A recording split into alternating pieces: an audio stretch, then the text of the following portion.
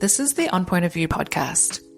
I'm Jean, and each episode, Nick Whitehouse and I talk innovation and the trends shaping both the business and practice of law.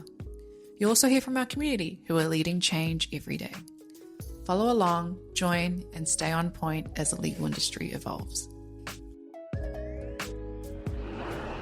A very warm welcome to the On Point of View podcast. We have a very special episode because not only are we recording in person, but we are live at CLOC Global Institute, Chicago. All right, well, now we're joined by Kim Wolfe, who is Senior Managing Director and SVP at State Street. Kim is one of our customers on our customer advisory board.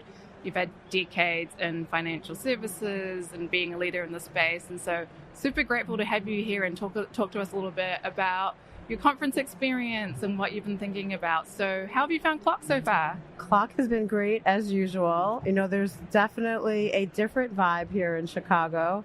For me personally, I love not having the distraction of the casino and just really being able to focus on the great content and energy. We were just talking about that, having to walk past all of the pokey machines to get to the conference. Tell us a little bit about your role in the ambit at State and what you sort of set out to accomplish there. I have to say I am absolutely loving my role. I kind of say I wear three hats. You know, one is to lead legal operations, which is no surprise. The second is to act in the capacity of the Chief Administrative Officer to the General Counsel, and that is all about making sure that the department runs well and smoothly, and he can really focus on what's most important to the firm. And the third and probably more exciting part of my role is focusing on contracting. And, I've got responsibility for a large portion of the client contracting at the firm, and I'm thinking about how do we completely reimagine the way we do that kind of work. So it's been so much fun. Oh, I love it. Something we are asking all of our guests who come through today is, you've been at the conference. What is the most on-point thing you've heard that's been said at the show so far? The most on point, I have to say, the keynote speaker I thought was incredibly on point. And, I love all this stuff we're doing with AI, and I've grown up in a process transformation, and I have a management science kind of background, so it's totally in my wheelhouse. But I am thinking a lot about the human side, and I thought his message was a really good way to ground, the entire group of attendees, and not just focusing on the technology, but not forgetting the people. Right. Yeah. I mean, I think he took this view that wasn't just 2 years or 3 years ahead. It was sort of 5-10 years, and it was very optimistic. Yes. And there was that interesting concept of trying to get away from the screen. And oh, my goodness. But I could totally see it. And I have to admit, I did have some guilt listening to him because my daughter had an iPad at 2. Well, one of the things that we want to ask you about, because the theme has really been AI, contracting, e-discovery, research have all sort of been well-explored use cases for AI in legal. Something that I know that you've been thinking about, which is one of the more emerging use cases, is how you can use AI to help with spend management. Yes. Spend management being, how do you really get ROI out of the, law firm invoices you're getting and how you're allocating that cost. So can you talk to us a little bit more about your thinking and what you've explored around AI for that sphere? Yeah. So we're super excited to be going down this path with Spend Agent. I think there's an incredible opportunity that goes beyond even just the basics, which is, are my law firms being compliant with my billing guidelines? I love the ability now to be able to customize my guidelines, to certain law firms or groups of law firms.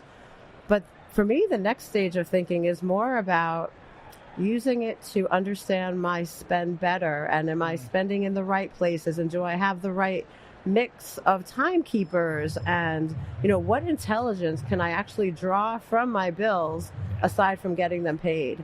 And I think it's going to be so powerful, especially as, the pressures of law firm rates continuing to rise and in-house budgets continuing to shrink, being able to be more intentional about what we send out is going to be really helpful. And the Spend Agent is right there to help us do it. Yeah. I really think that it's one of those use cases where there's a very clear ROI, but there's also a ton of data where you can ask those insightful questions. And it's also not where you really want your attorneys to spend their time every day. Nick, anything you want to ask him? I guess you talk about law firms. Are you seeing them, how far up are they putting their rates at the moment? Because I think there's this nice kind of dichotomy going on where everybody's talking about AI reducing the amount of work lawyers have to do, but is that just being wiped out by a converse 20% plus rate rise? The rates are increasing significantly, and it's not just one firm, it's across the board. They're kind of moving together. And is it wiping out the savings or the potential to save? I think it could, right? It just depends on how liberal you are about what you send out. But I do think the rising rate environment is really two things. The rising rate environment coupled with the power of AI is actually giving in-house teams now the potential to rethink that balance of work. Yeah. Whereas before we would have been kind of, had no defense, but AI really helps us, tap into what we've already paid for from our law firms and make sure we're asking more refined questions and not asking for the same work over and over. So there's a lot of opportunity, I think, to bring the balance back towards the in-house side. Yeah, so taking, I think we said, like the tools we're talking about, which are knowledge agents. So when you're getting that advice back from the law firm, you can call upon putting it somewhere and use it again. Yeah, exactly. Absolutely. Yeah. Yeah. Wow. I mean, there's a story. I talked to a lawyer, and they call it a privileged cartel, but they kept giving the same advice to the same question for a large the Auckland City Council, I think it was, and it was $800 for the same question, and they'd answered that question something like 50 times, exact same question. It was a pretty profitable question. Yeah. We're talking about knowledge being commoditized. There we go. Well, thank you so much, Kim, for dropping by, sharing what you've heard at the conference, and really interested to see how all of this plays out around. Yeah, thank you. Have a terrific day. Thank you. Thanks for listening to the On Point of View podcast. Want to keep the conversation going? Join our community and connect with others working in legal innovation.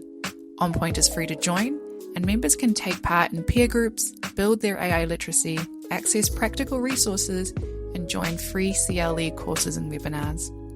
Join the conversation, learn from your peers, and stay on point.